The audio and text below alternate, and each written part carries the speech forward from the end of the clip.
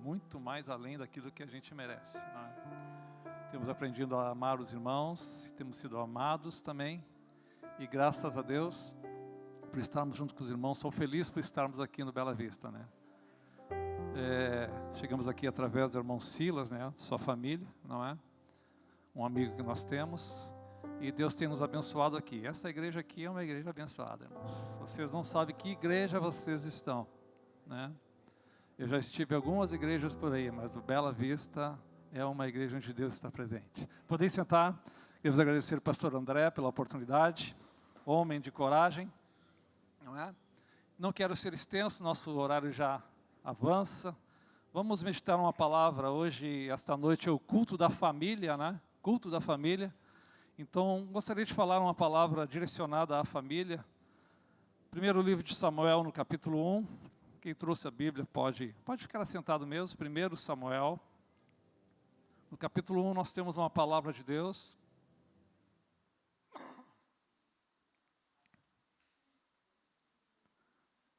Capítulo 1, versículo 1 diz assim: houve um homem de Ramataim, de Sofim, da montanha de Efraim, cujo nome era Eucana, filho de Jeroão, filho de Eliú, filho de Tou, filho de Sufi Efrateu. E este tinha duas mulheres, o nome de uma era Ana e o nome da outra Penina.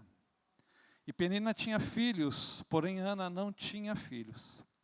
Subia, pois, este homem da sua cidade de ano em ano a adorar e a sacrificar ao Senhor dos Exércitos em Siló.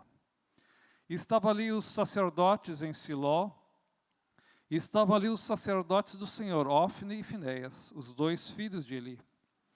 E sucedeu que no dia em que Eucana sacrificava, dava ele porções a Penina, sua mulher, e a todos os seus filhos e a todas as suas filhas. Porém a Ana dava uma parte excelente, porquanto ele amava a Ana, porém o Senhor lhe tinha cerrado a madre. E a sua competidora excessivamente a irritava, para a embravecer, porquanto o Senhor lhe tinha cerrado a madre. E assim o fazia ele de ano em ano, quando ela subia à casa do Senhor. Assim a outra a irritava, pelo que chorava e não comia. Então Eucana, seu marido, lhe disse: Ana, por que choras? E por que não comes? E por que está mal o teu coração? Não te sou eu melhor do que 10 filhos? Amém? Este relacionamento entre este homem e esta mulher, Eucana e Ana, nos ensina muitas coisas, e nós queremos meditar esta noite sobre esse relacionamento entre casais, que deve ser regido por bons sentimentos. Um relacionamento que deve ser regido pelo amor, pelo apego, pelo entrosamento, pela união, pelo carinho, pelo companheirismo, pela afeição, pela amizade, fidelidade, estima, sintonia, confiança. Estes são os sentimentos que devem permear a vida conjugal, a vida daqueles que são casados, ou daqueles que ainda estão no trajeto, né, de chegar ao casamento. Então, esses sentimentos precisam ser observados desde o início de um relacionamento. Desde que se começa, então, a ter uma aproximação de alguém, precisa se desenvolver esses sentimentos. Sentimentos de amor, de carinho, de união, de procurar reconhecer o outro ser. Procurar, então, ter um carinho, um amor, uma aproximação, para que se tenha um bom relacionamento. Então, eles precisam ser desenvolvidos já lá desde o início, desde os primeiros passos. E à medida que vai se andando neste relacionamento, esses sentimentos precisam se avolumar, aumentar, crescer, tomar parte, de forma que o casal, então, se una cada vez mais, se aproxime cada vez mais, esteja cada vez mais perto um do outro para terem uma vida feliz. Os jovens só deveriam pensar em casamento se houvesse nele esses sentimentos, porque esses sentimentos são os sentimentos que vão dar base ao futuro, seu futuro casamento. Então é necessário desde o princípio da vida, ainda solteiro, desenvolver estes bons sentimentos, ter os frutos do Espírito, ser cheio da graça de Deus, para que quando entrarem num casamento, ter então esses sentimentos, e através desses sentimentos, então poder ter um relacionamento bom com a sua esposa ou com o seu esposo. Agora, muitas pessoas se casam e então descobrem que não possuem estes sentimentos. Devem então, se descobrem isso, que não tem esse sentimento, não está funcionando bem as coisas, eles devem parar, se assentar, conversar e se propor a viver uma vida regida pelo amor. Não tem como continuar dessa maneira, porque as coisas, a tendência é piorar um relacionamento quando ele não é baseado em amor. Então deve ter um tempo de parar, assentar-se, olhar um no rosto do outro, conversarem e procurarem desenvolver os sentimentos de amor, de ternura, de compaixão. Então, nem sempre o que acontece é o que nós desejamos, e talvez haja aqui no nosso meio casais que não conseguem mais viver a vida comum do lar, e têm surgido outros sentimentos. Esses sentimentos de ternura, de amor que deveriam estar presentes na vida conjugal, foram substituídos por outros sentimentos: desunião, desafeto, inimizade, rivalidade, ciúmes, discussões, brigas, agressões, desconfiança, ira, infidelidade, distanciamento, mágoas. Este não foi o propósito do casamento criado por Deus. Deus criou o casamento para companheirismo mútuo. Deus disse na sua palavra: não é bom que o homem esteja só. Não é bom que ele esteja sozinho. Eu vou lhe preparar uma adjutora, uma companheira, uma amiga, para estar juntamente com ele, para lhe ajudar, para lhe fazer feliz. Deus criou o casamento para comunhão, para respeito, para desenvolvimento espiritual. Deus criou o homem e a mulher para serem felizes. Ana e Eucana nos ensinam algumas coisas sobre o casamento. Por que Ana chorava? Por que ela chorava? Porque ela tinha um relacionamento bom com seu esposo. O relacionamento dela com seu esposo era maravilhoso. Ela fazia de tudo para agradar o seu marido. Ela o cercava de amor em todas as áreas, mas em uma área ela se sentia em falta. Embora ela lhe desse todo o amor possível, ela sentia que em alguma área da sua vida ainda estava em falta com seu marido. Ela queria agradá-lo com um filho, mas ela era estéril, e por isso ela chorava. Ela queria então dar tudo para o seu marido. Ela amava de uma maneira tal, e eu creio que as irmãs que estão aqui essa noite amam seus maridos desta maneira, não é? Amava o seu marido de uma maneira tal, ela lhe cercava de amor, de carinho, de ternura, aleluia. Mas ela queria ir além disto. Ela era estéril e ela queria agradar ao seu marido também com um filho, e por isso ela chorava. Ela queria dar esse prazer, essa alegria ao seu marido, e ela não conseguia porque ela era estéril, e por isso ela chorava. Mulher estéril neste tempo normalmente eram pouco consideradas. Era uma mulher que estava a sua competidora, diz aqui que ela excessivamente a irritava. Era uma mulher que estava com sua alma amargurada. Era uma mulher que estava com sua alma triste, porque ela era irritada constantemente. Diariamente era dito para ela: haha, sua estéril, tu não pode gerar, não é? Ela era então humilhada diariamente pela sua competidora, e ela criou em si muitas amarguras, muitos sentimentos, mas ela tinha este prazer, ela queria dar este filho ao seu marido, que ela se achava como que ela fosse devedora para o seu marido. Que amor!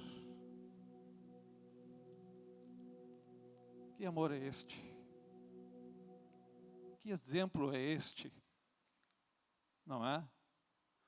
De amar, de querer, de se esforçar para agradar o seu marido. Não é? Para ter uma comunhão plena com seu marido. Para ter um bom relacionamento com seu marido. Ela se esforçava de toda a maneira. Ela não era uma competidora com o marido. Ela não queria tomar na frente do marido. Em tudo ela queria agradar o seu marido. Que coisa boa isso, irmãos. Que coisa boa quando isso ocorre num relacionamento. Quando alguém se propor a amar de todo o coração. Eucana, por sua vez, o marido dela retribuía o amor de Ana.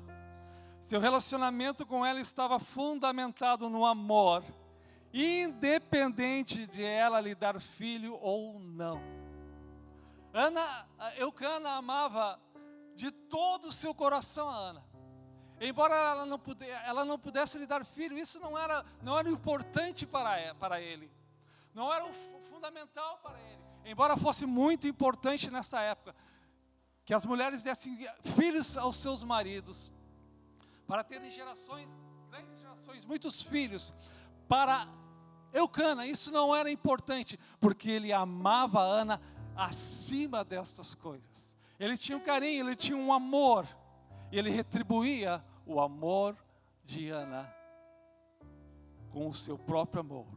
Seu relacionamento com ela estava fundamentado no amor, independente de ela lhe dar filho ou não.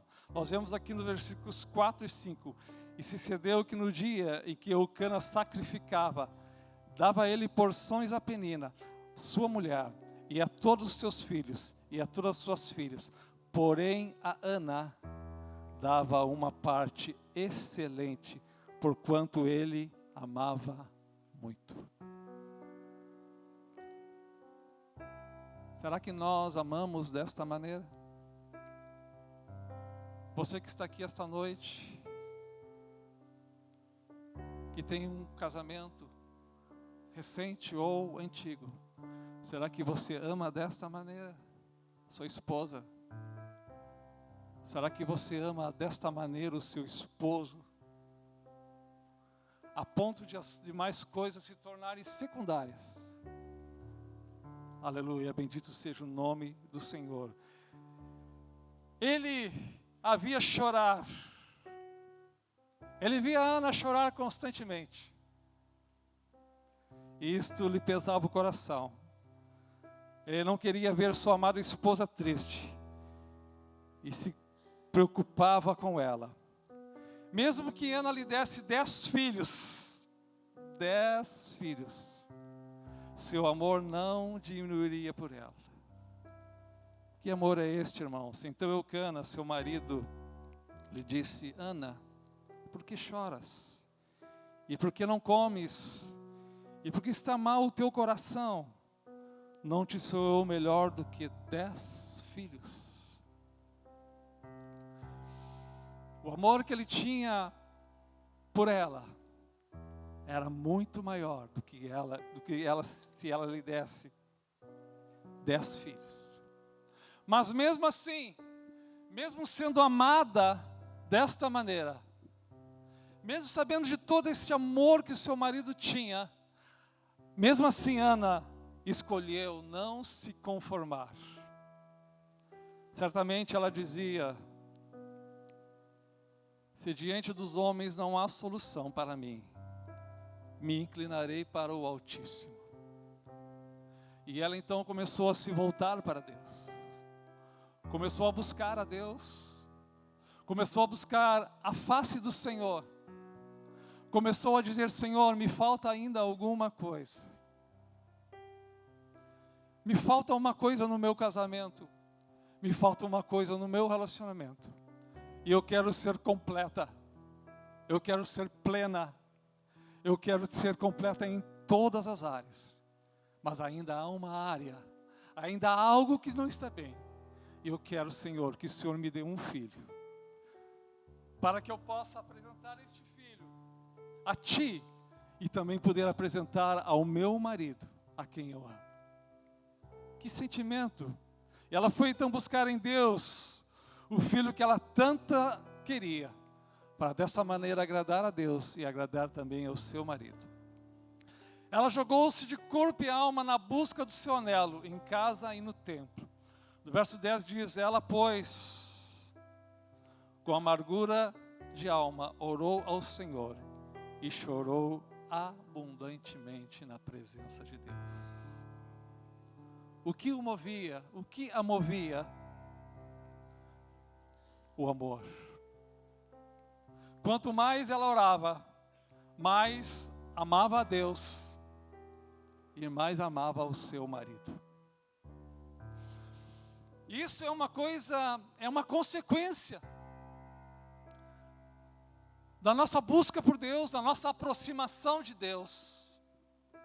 Quanto mais nós nos aproximamos de Deus, mais nós amamos a Deus. E quanto mais nós amamos a Deus, mais nós amamos o nosso cônjuge, mais amamos a nossa esposa, ou as irmãs amam os seus esposos. Porque quando nós amamos a Deus, o amor de Deus, ele é colocado, ele vem, ele é enxertado dentro do nosso coração. E quando o amor de Deus é enxertado dentro do nosso coração, ele começa então a ser espalhado, ele começa a alcançar as pessoas. E sabe quem é que alcança em primeiro lugar? Aquele que está mais próximo de nós, aquele que para mim é a minha esposa, e aquele que para as irmãs é o seu esposo. Bendito seja o nome do Senhor. O que nos move? O que move o teu coração? O que nós somos capazes de fazer pelo nosso cônjuge?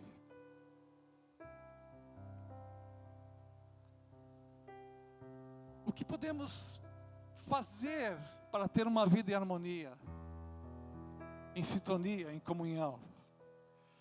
Efésios 5:25 diz: vós maridos, amai vossas esposas, como também Cristo amou a igreja e a si mesmo se entregou por ela. O apóstolo compara o amor de Cristo ao amor que o marido deve ter com a esposa.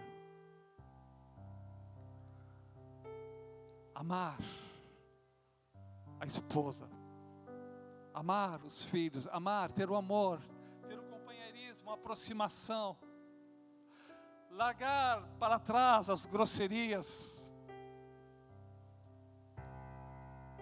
a ira, largar para trás essas coisas que trazem divisão, que trazem obstáculos ao relacionamento, procurar afastar, colocar para o lado, romper com isso, sacar isso, tirar isso de dentro de casa, de dentro do lar, e trazer o amor de Deus.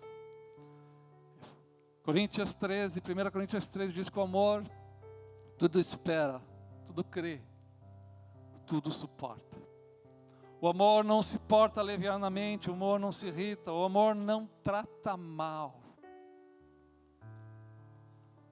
Uma das coisas que mais causam problemas no lar é o tratamento mal. Responder com grosseria. Não ter amor, não ter carinho, isso vai minando. Isso vai afastando. Isso vai enchendo de mágoas, de ressentimento. E o conselho da palavra de Deus: vós maridos, amai vossas mulheres.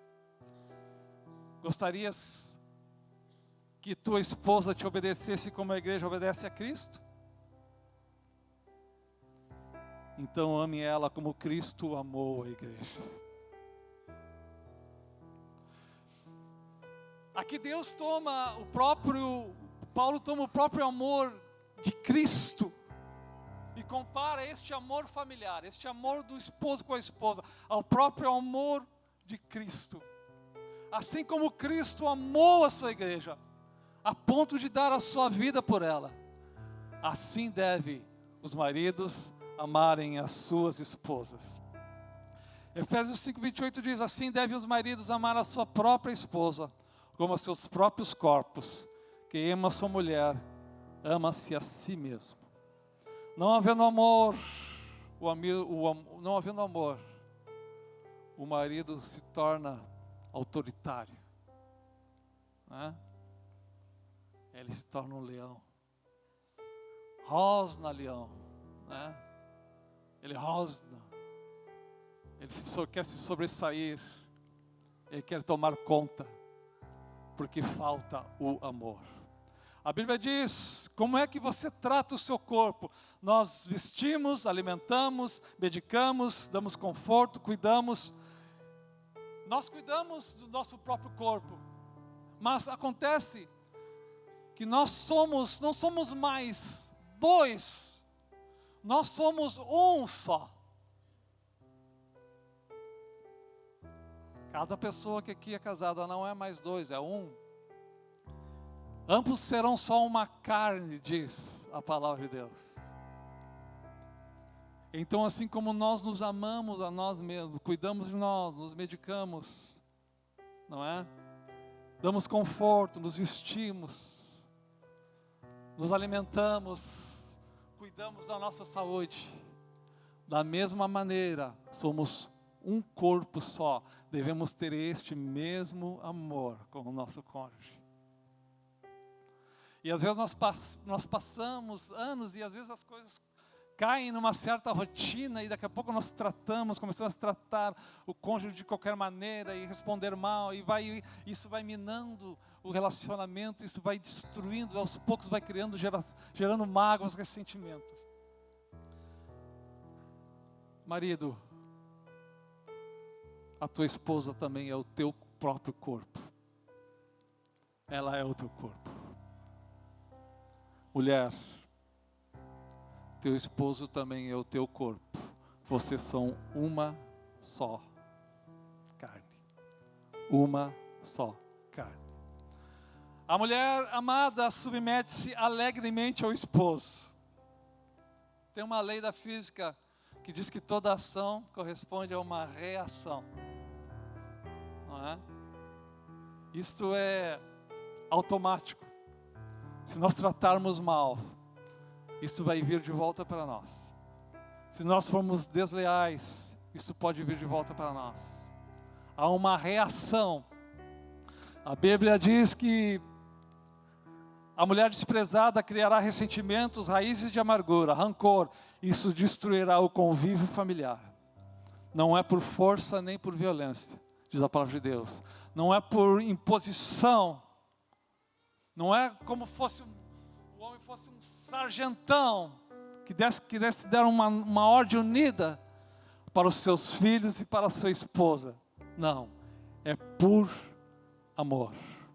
O amor não é desleal, o marido não deve ser desleal. Com o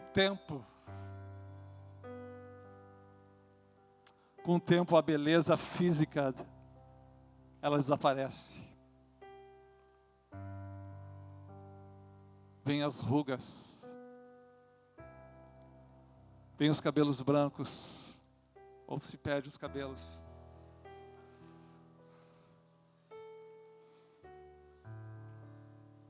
A pele resseca, não é? tempo vai causando reações no nosso corpo. A beleza vai desaparecendo. E às vezes alguém pergunta, quem é aquela? Ah, aquela é minha esposa. Ah, mas parece a tua mãe?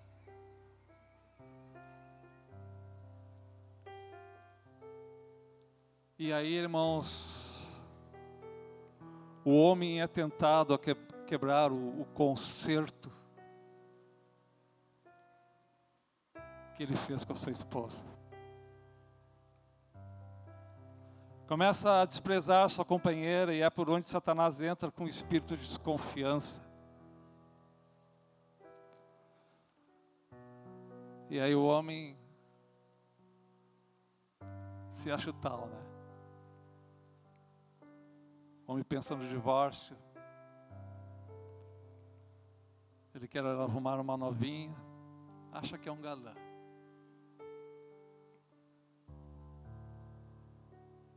Deus aborrece o divórcio. Lá em Malaquias capítulo 2 diz que tu fostes desleal com a esposa do teu concerto. Com a esposa que tu fez um concerto um dia. Lá atrás, te lembra? Quando ainda não tinha cabelo. Não é? Quando você era novinho, eu vi as fotos do pastor André, não é? Mas parecia um garotinho, né? E você, quando você olha as fotos do seu casamento, parece que, nossa. E você naqueles dias jurou fidelidade, jurou amor, jurou, promete ser fiel, prometo. Promete cuidar, prometo. Promete cuidar dela na doença, na saúde, prometo. E com o tempo as coisas, as tempestades da vida, às vezes até a própria carnalidade humana, faz você levantar os olhos para aquilo que não te pertence e querer aquilo que você não tem direito. Bendito seja o nome do Senhor. Mulheres, 1 Pedro 3, 1, 6. Vamos ler esse texto, acho tão importante.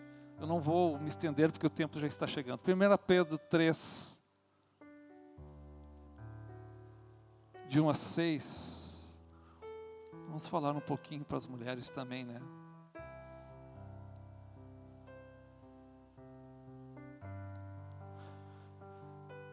Semelhante vós, mulheres, sede sujeito aos vossos próprios maridos, para que também, se alguns não obedecem à palavra, pelo porte de suas mulheres,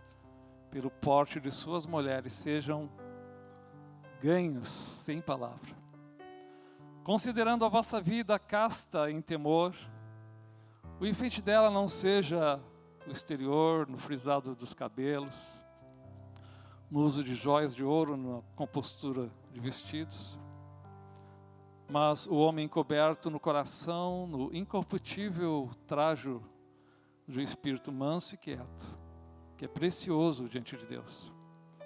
Porque assim se adornavam também antigamente as santas mulheres que esperavam em Deus e estavam sujeitas aos seus próprios maridos, como Sara obedecia a Abraão, chamando-lhe Senhor, do qual sois filhas, fazendo bem e não temendo nenhum espanto. Igualmente vós, maridos, coabitai com elas com entendimento, dando honra à mulher, como vaso mais fraco, como sendo vós os seus co-herdeiros da graça da vida, para que não sejam impedidas as vossas orações. Submissão não significa escravidão, capacho de pisar em cima, mas uma obediência espontânea, racional, coerente e em parceria. Em parceria. para o bem, para o proveito melhor do casamento e da família. Bendito seja o nome do Senhor. A submissão não deve ser por temor ou por força, mas de boa vontade, em obediência ao preceito divino, obediência à palavra de Deus. Amados, lá em Deuteronômio capítulo 28, fala das bênçãos e das maldições. Vocês já leram esse texto? Se obedecerem à palavra de Deus, nós vamos receber bênçãos. Se nós desobedecermos à palavra de Deus, nós vamos receber maldições. Bênçãos e maldições. É colocado diante de nós a bênção e a maldição. Nós temos que optar. Irmãs, queridas irmãs, ou ficaremos com o que diz a palavra de Deus para uma vida feliz aqui e por fim a vida eterna, ou ficaremos com o que diz o movimento feminista.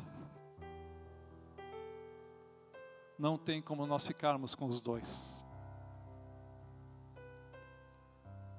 Ou nós seguimos o rumo deste mundo, o avanço e o modo que este mundo vem com ondas impolutas, levando a humanidade para a destruição. Ou nós ficamos com a palavra de Deus. Eu fico a imaginar, irmãos, o dia que Eucana tomou Samuel nos seus braços. E junto tomou Ana e lhe abraçou. Aquela mulher estéril, que alegria usufruir da companhia daquela mulher que fez de tudo para ter um casamento completo, daquela mulher que se esforçou no Senhor. Nós podemos nos esforçar. A salvação é feita por esforço, é alcançada por esforço, a Bíblia diz, mas o nosso relacionamento também é feito por esforço. Por negarmos a nós mesmos, por deixarmos às vezes de impor nossa vontade, o nosso querer para um bem maior. Nós, em conjunto, esposo e esposa, em conjunto, nós construímos a nossa felicidade, ou construímos a nossa própria destruição. Nós em conjunto construímos um ambiente de amor, de alegria, de satisfação, de prazer, ou construímos um lugar de desgraça, que não há prazer, que o marido faz 5, 6 horas extras para não chegar em casa, ou a esposa prolonga o seu horário no serviço, que não tem nenhum prazer de chegar em casa. Se isso está acontecendo, precisamos rever nossos procedimentos, pensar, examinarmos a nós mesmos. A Bíblia diz, examine-se o homem a si mesmo. Nos examinarmos a nós mesmos. E ver se precisa alguma coisa ser consertado. Vamos estar de pé. Cantares capítulo 8, versos 6 a 7. Diz assim: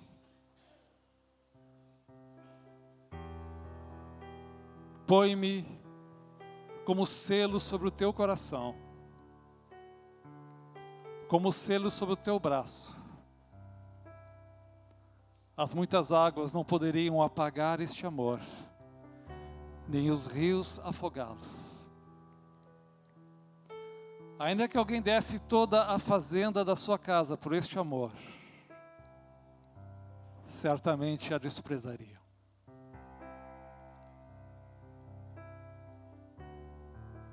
Quem sabe as muitas águas querem afogar este amor.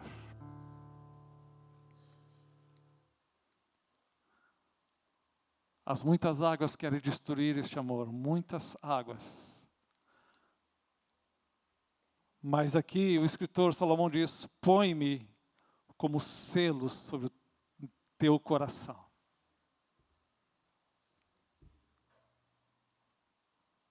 Põe-me como selo sobre o teu coração. Teu coração está selado. Eu sou teu e tu é minha.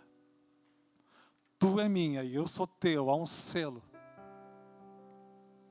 Quem é que está do lado da sua esposa aí? Diga para ela. E diga para ele: põe-me como selo sobre o teu coração. Põe-me como selo sobre o teu coração. Precisa estar em primeiro lugar. Precisamos desenvolver isto. Irmãos, de que adianta nós estarmos aqui e termos um culto tão maravilhoso, tão abençoado, que louvamos a Deus aqui?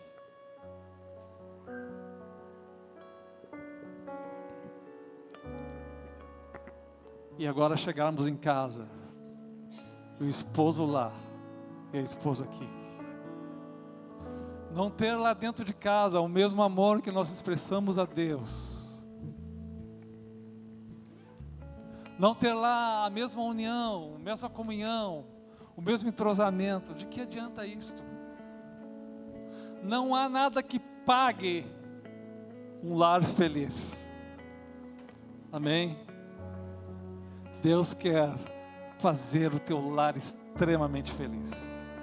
Agora quer a necessidade de nós nos esforçarmos, de irmos em busca, de procurarmos, de nos adentrarmos, de seguirmos a palavra de Deus, obedecermos ela, cultivar o amor de Deus, irmos para os sentimentos que são divinos de Deus. E certamente lá dentro do nosso lar surgirão os reflexos disso. Surgirá a consequência dessas coisas. E quem sabe você vai descobrir um amor que você nunca tinha sentido antes por sua esposa. Um amor que você nunca sentiu antes por seu esposo. Amém?